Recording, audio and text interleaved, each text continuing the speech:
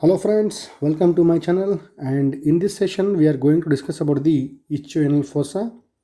We are going to discuss about the ischial fossa under following headings. First we will see the definition, shape, location, measurements, the boundaries of ischial fossa, and what are the different recesses, subdivisions of the ischial fossa, then fascias of the ischial fossa, contents of the ischial fossa, and lastly the applied aspects.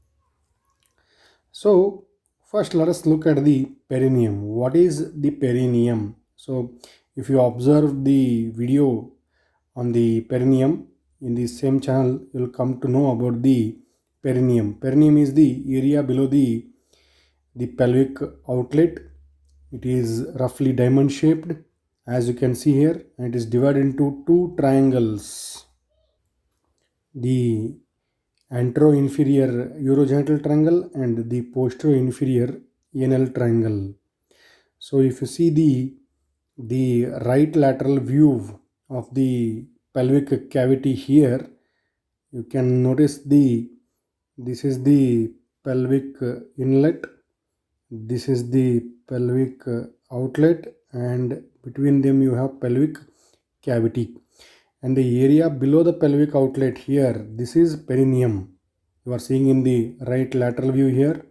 So this perineum, it is different in males and females, especially in the urogenital region. If you see here, it is roughly diamond shaped, divided by perineal body and transverse perineal muscles into an anterior urogenital triangle, because it has the openings of the urinary organs and genital organs, and a posterior anal triangle here because it has the opening of the anal canal.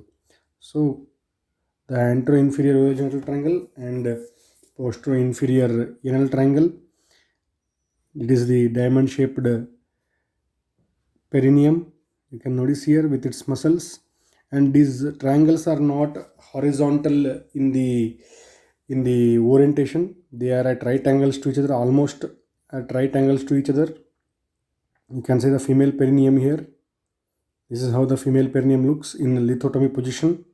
The anatomy of the perineum is described in the lithotomy position only, and you can see this is the right lateral view, left lateral view of the sagittal section of the female pelvis. So the pelvic inlet will be here. This is the pelvic cavity. This is the pelvic outlet, and the perineum will be here. This is the perineum here. So this is the urogenital triangle directed anteroinferiorly, and posteriorly have anal triangle directed postero-inferiorly. So they are at almost right angles to each other. So this is the urogenital region or triangle in the sagittal section, anal triangle. So they are meeting at the point. So here you can see in the urogenital region, you will see the opening of the urethra and vagina. Vagina is a genital organ, urethra is a urinary organ. That's why it's called a urogenital region. Whereas in the anal triangle, you will see opening of the anal canal. So this orientation is very important to understand the ischial fossa. So I request you to please go through the anatomy of the perineum and come back to ischial fossa so that you will understand it better. So these are the subdivisions, and as you saw the anal triangle, it is the posterior division of the perineum. What are the boundaries here? Boundaries you have already noticed here. On the either side you have ischial tuberosities, and an imaginary line joining ischial tuberosities forms the base. Apex is formed by the tip of the coccyx, and lateral boundaries are formed by these sacrotuberous ligaments joining the sacrum with the ischial tuberosity, and that is the anal triangle. Here you will have anal canal opening, and on either side of the anal canal you have the ischioanal fossa, of course covered by skin and superficial fascia, that you are seeing in this lithotomy position view. And what are the contents here? You will see anal canal, ischial fossa, and perianal space, which is also a subdivision of the ischial fossa.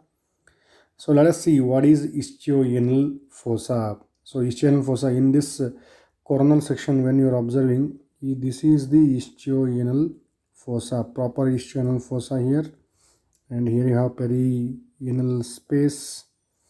So this is the ischial fossa, wedge-shaped facial lined space on either side of the anal canal, rectum and anal canal. This is what you are seeing, the coronal section of the pelvis. It is filled with the fat. It is filled with the fat, act as a cushion or a support for the expansion of the rectum and anal canal during defecation. So it maintains the rectal and anal continence by its fat. So it is filled with fat to accommodate the dilatation of the anal canal during defecation. And coming to the measurements, it is already described as the wedge-shaped space. You can see vertical diameter is around 5 centimeter, anteroposterior is also 5 centimeter, and transverse is 2.5 centimeters. So it is lying between the anal canal here, the anal canal and the ischial tuberosity. That's why it is called as the ischioanal fossa, because it is lying between the ischium and anal canal. Some books describe it as ischiorectal fossa, but it is not correct. Or you can say here, you can notice the muscle here, the sloping fibers of levator ani. Levator ani form a bowl-shaped hammock around the openings of the urogenital and anal canals. So this ischioanal fossa lies between the ischial bone and the pelvic diaphragm, a bowl-shaped pelvic diaphragm. So this is the orientation, and here you can see on the left side of the diagram, you can see ischial fossa is a wedge-shaped space between the anal canal, levator ani, and the ischial tuberosity, covered medially by the obturator entrance and its fascia, and below the skin. So you can see here, this is the sagittal section of the ischial fossa. You can see this is the proper ischial fossa. Anteriorly you have this urogenital region, posteriorly the anal region. You can notice there. So this is the whatever this is here below the pelvic diaphragm, that is perineum, and you can see this entire ischial fossa is like this. Here it has the recesses, the anterior recess and posterior recess and main part, that we'll discuss in detail in the coming slides. So coming to the boundaries, what are the boundaries? As we have seen in the previous diagram, anterior is formed by the colles fascia, perineal membrane with the transverse perineal muscles. The inferior fascia of urogenital diaphragm is nothing but perineal membrane. You can notice here, you can notice the colles fascia is here, the perineal membrane is here. And you can see the two pouches, superficial perineal pouch and deep perineal pouch. So these are forming the anterior boundaries. The perineal membrane, deep perineal pouch, colles fascia, they are forming the anterior boundary of the ischioanal fossa. So posteriorly it is bound by the gluteus maximus and sacrotuberous ligament. You can notice here the sacrotuberous ligament is here and the gluteus maximus muscle is here. The lower fibers of gluteus maximus, they are forming the posterior boundary. And superiorly you can see the sloping fibers of the levator ani covered by the anal fascia. In this diagram you can see here the sloping fibers of the levator ani muscle, which forms a bowl shaped pelvic diaphragm, and you can see the anal fascia covering it here. So this is the superior boundary. You can notice here you can see the left side. This is the levator terranean muscle covered by the anal fascia, and inferiorly by the skin and superficial fascia that you can notice here. The skin is here, it is forming along with the perianal fascia here. That is the inferior boundary or the base of the wedge shaped fossa. You can notice there the perianal fascia and skin is here. So they are forming the base of the wedge shaped fossa, and apex is formed by the fusion of the anal fascia with the obturator fascia.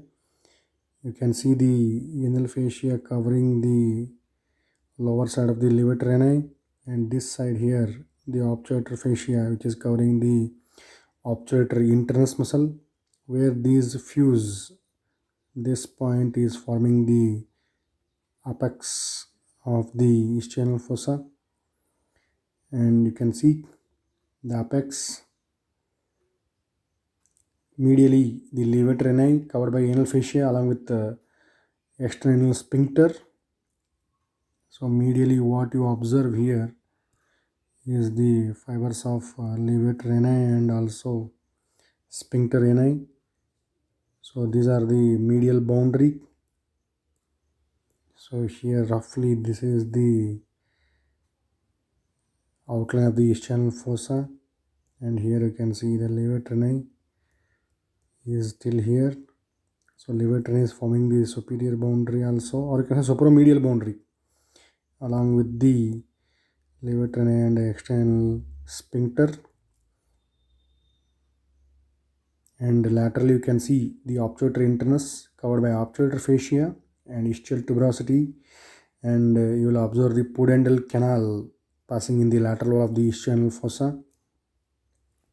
So you can notice here this is the outline of the obturator internus muscle here covered by the obturator fascia. Here you will see anal fascia, and here is the levator terranean muscle forming the supromedial boundary, and here you will notice the pudendal canal which is in the lateral wall of the ischial fossa around 2.5 centimeter above the lower margin of the ischial tuberosity. It is formed by the splitting of the obturator fascia, or it lies between the obturator fascia and the anal fascia. So pudendal canal is in the lateral wall of the ischioanal fossa. So you can see here the pudendal canal, the obturator internus muscle, ischial tuberosity, and obturator fascia. So these are the boundaries of the ischioanal fossa. Coming to the recesses of the ischial fossa in the sagittal section, when you observe this entire part is ischioanal fossa. It has two recesses, that is anterior recess and posterior recess.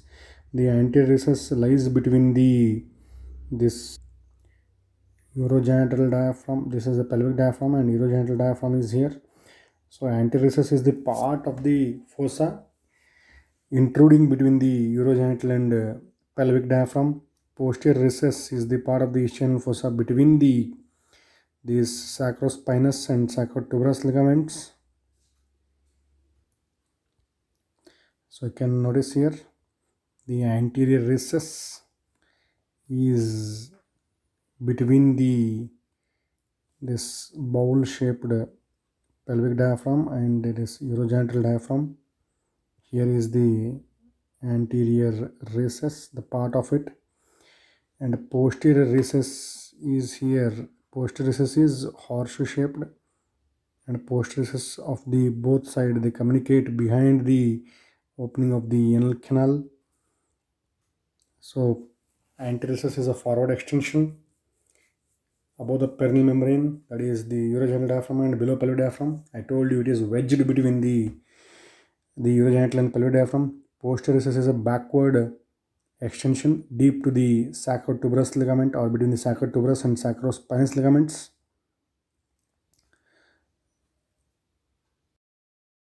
3D model of the pelvis here with the pelvic fascia and the muscles related to ischial fossa. You are seeing the pelvic bones here, and if you go to the lateral section here, this is where you see the pelvic bones, that is to hip bones and sacrum. So your ischial fossa will be just in this coronal, or you can say sagittal section here. You have removed the pelvic bones, and this is obturator internus. And here you can zoom. This is the ischioanal fossa of the left side, and this is here.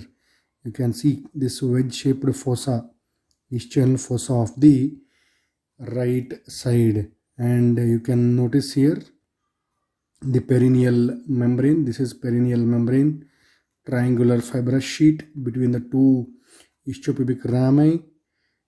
So you can see essentially this ischiophonal fossa is a wedge-shaped fossa between the bowl-like pelvic diaphragm and the ischial bones. If you just put the ischial bones back, you will understand the orientation here. Here you can see the perineal membrane, which form the antereboundary perineal membrane, and this deep perineal pouch. You can see the anterior limits of the perineal membrane will be here, and on one side, if you take out this obturator internus on both sides, you can see here. So this space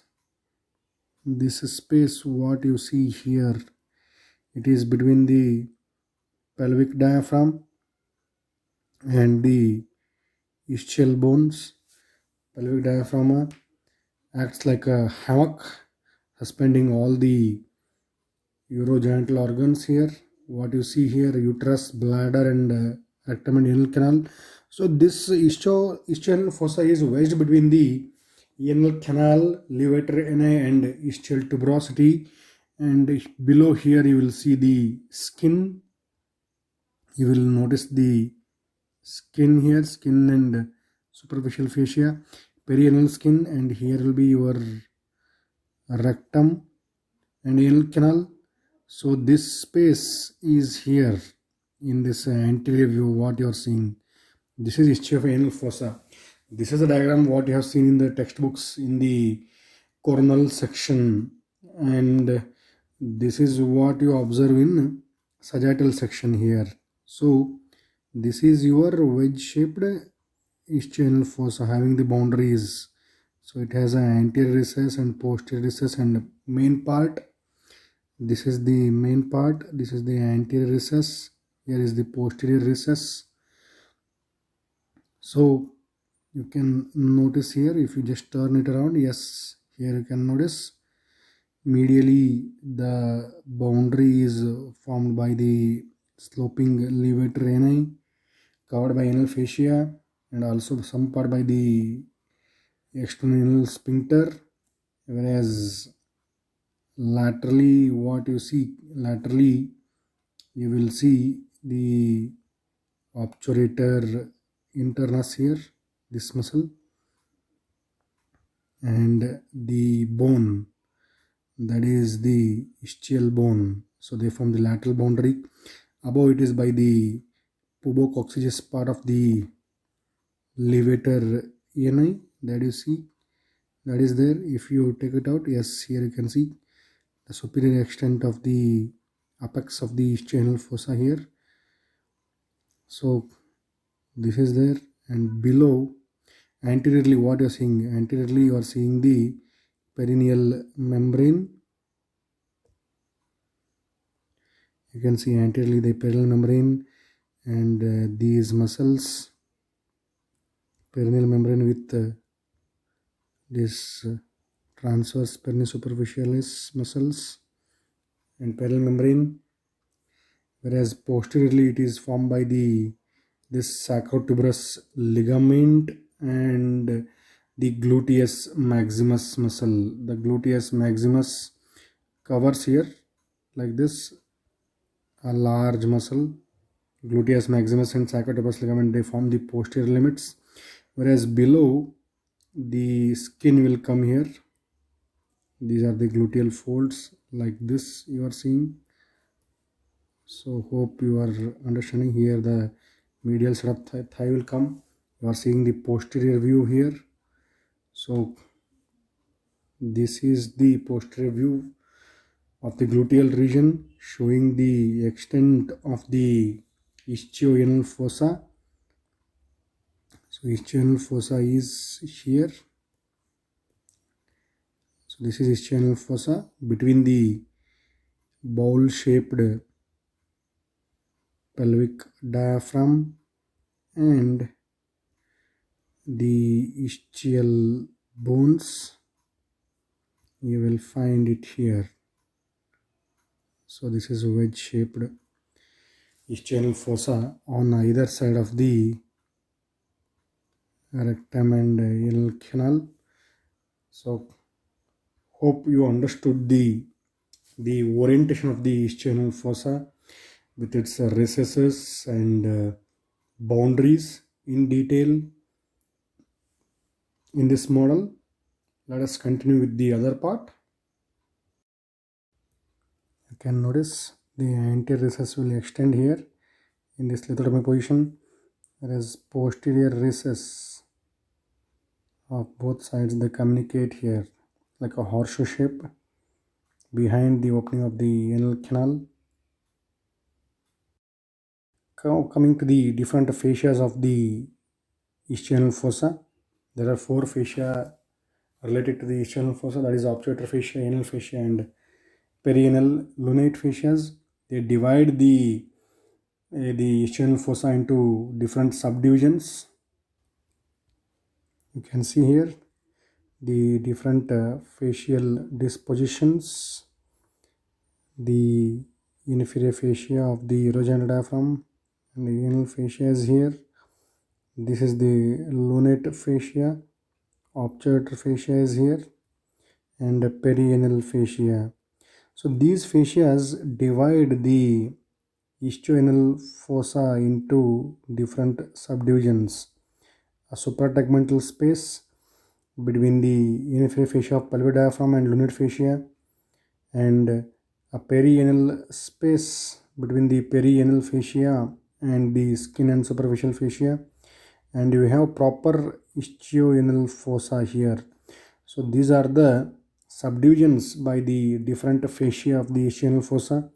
You can notice here in the right side in this diaphragm. You can see here the suprategmental space, the perianal space, and this is proper ischial space. So suprategmental space is above the tegmentum, where there is a summit of lunate fascia and obturator fascia. Here it is. It contains the loose fat, and you can see the proper ischial space is here, or ischial space, and this is the perianal space. As you can see here, the perianal space is here between the perianal skin and perianal fascia above. Perianal fascia will be here and perianal skin will be here. These are the different subdivisions of the ischial fossa. You can notice there the suprategmental space, perianal space, and ischial space proper, or ischial space proper, as some books suggest. And coming to the contents, as we have seen through the boundaries, recesses, and subdivisions, which is the main content, the fat remains the main content of the ischial fossa, because it provides that cushioning for the anal canal during the act of defecation. And as we discussed, in the lateral wall we see pudendal canal, also called as Alcock's canal, which is formed by the splitting of the obturator fascia or between the lunate fascia and obturator fascia. It contains the internal pudendal vessels and nerves, which give rise to inferior rectal vessels and nerves, which became the content of the ischioanal fossa. Then going to next content, you can see here, if you zoom, the pudendal canal is here, containing the internal pudendal vessels and pudendal nerve coming from the gluteal region. That will be discussed in the gluteal region. Please go and see the video of the gluteal region in the same channel, so that you'll understand how the structures from the pelvis, they go out and again come back from the gluteal region. These PIN, pudendal vessels, internal pudendal nerve, internal pudendal vessels, and all these come back to the pelvis via pudendal canal. And you can see the branches of the internal pudendal vessels, they give inferior rectal vessels and transverse perineal vessels. And the perineal branch of the fourth sacral nerve is also a content of ischioanal fossa, along with the scrotal or labial nerves and vessels. And lastly, coming to the applied aspects, why we studied so many things about the ischioanal fossa in detail. Why? Because the ischiorectal fossa allow the distension of the rectum and anal canal during the passage of feces.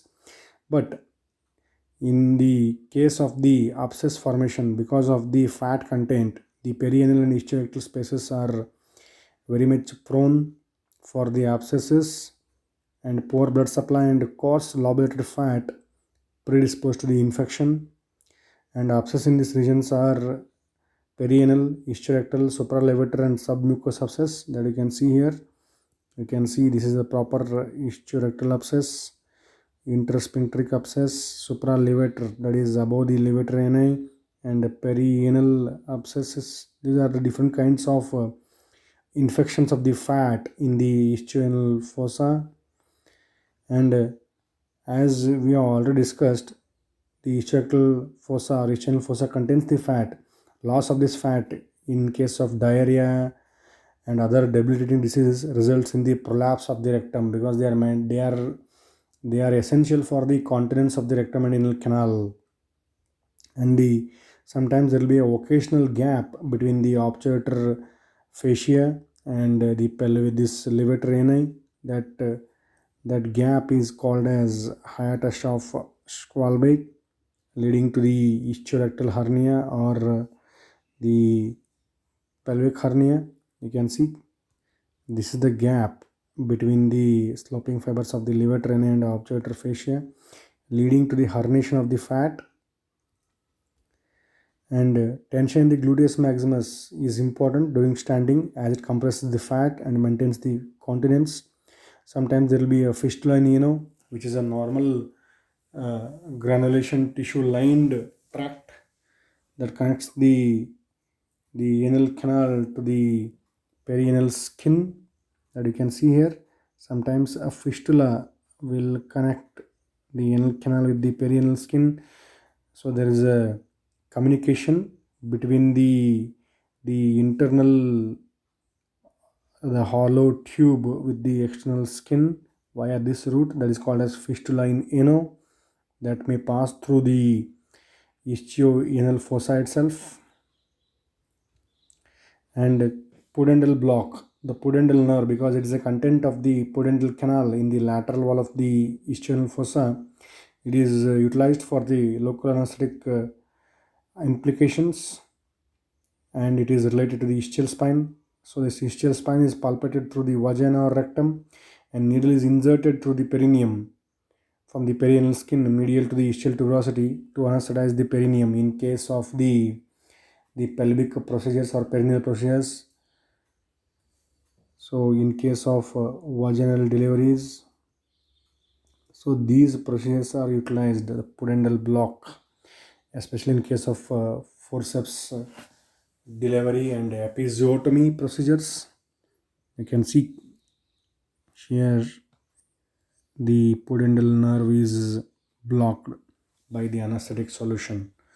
So this is in detail about the ischioanal fossa. So please subscribe and forward and press the bell icon for the regular updates so that you won't miss learning, because learning never stops. Thank you. Thank you very much.